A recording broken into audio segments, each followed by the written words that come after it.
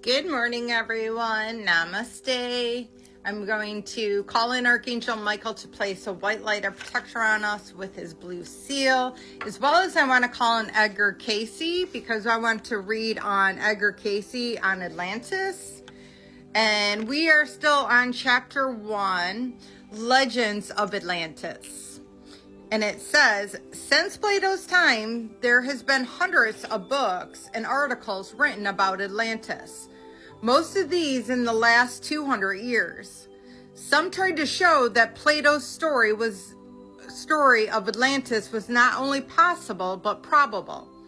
Others try to prove Atlantis is a myth or else rationalization that the story by associating Atlantis with some other locality other than the mid-Atlantic and changing the date to a more recent figure. A large portion of the Atlantis literature resides in the voluminous work of occultists of one variety or another and the unorganized product of eccentrics.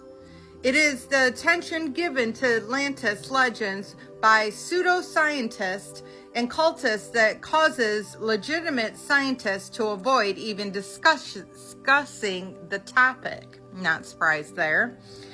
Several medieval writers referring to this legendary land, but probably the best known and most popular book on Atlantis is the Ignatius of Donnelly, Atlantis, the Antediluvian World, first published in 1882, and it was revised and edited by Egerton Skies in 1949. No book published before or since has accumulated such a mass of geological, archaeological, and legendary material, nor presented so many ingenious and eloquent arguments in support of the legend of Atlantis.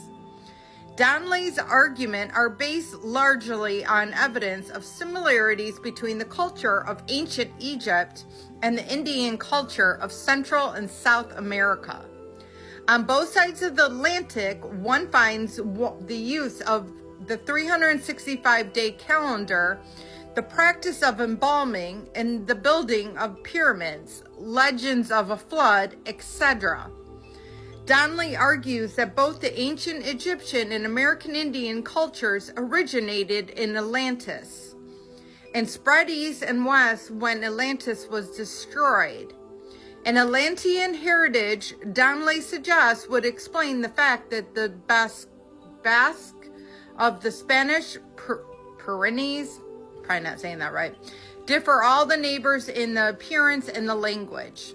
The Basque tongue is the only non-Aryan tongue of West European Lincoln Library.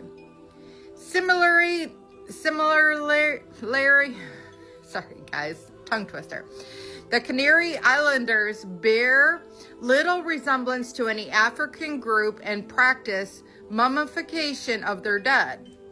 Donnelly says Spain, Portugal, and Canary Islands would be likely land spots for refugees from the sinking Atlantis.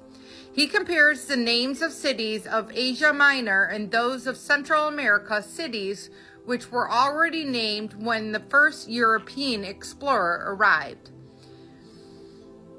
So I'm just going to show you, it's probably going to be backwards, but these are the areas that they're trying to say. So it's from Asia Minor and Central America. I cannot pronounce all those names, guys. And it says, such similarities, Donnelly says, are too much to ascribe to coincidence. Although Donnelly lists 626 reference sources, in spite of the flaws critics have found in his reasoning, he is accused of the reasoning from the molecule of fact to a mountain of surmise.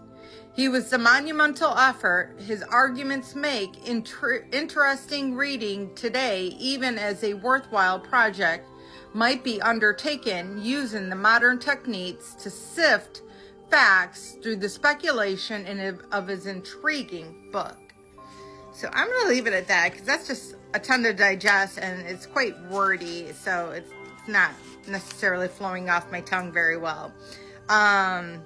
But, you know, it's very interesting that they're saying that the American Indians, as well as the Egyptian culture, they believe are people that when Atlantis fell, they went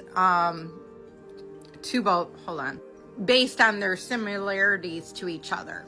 And they're very much about the earth and all that, and that might be due to what occurred with Atlantis. So I've never even heard of that before. That's a very interesting thing to ponder. And if anybody knows anything about Atlantis, I don't know a ton about Atlantis, which is why I'm reading it. I'm being divinely guided to read it. I'm assuming it's sparking codes and memories from previous lives in Atlantis.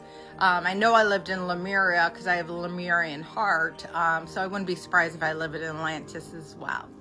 So I love you all. I hope you have a blessed day, and namaste.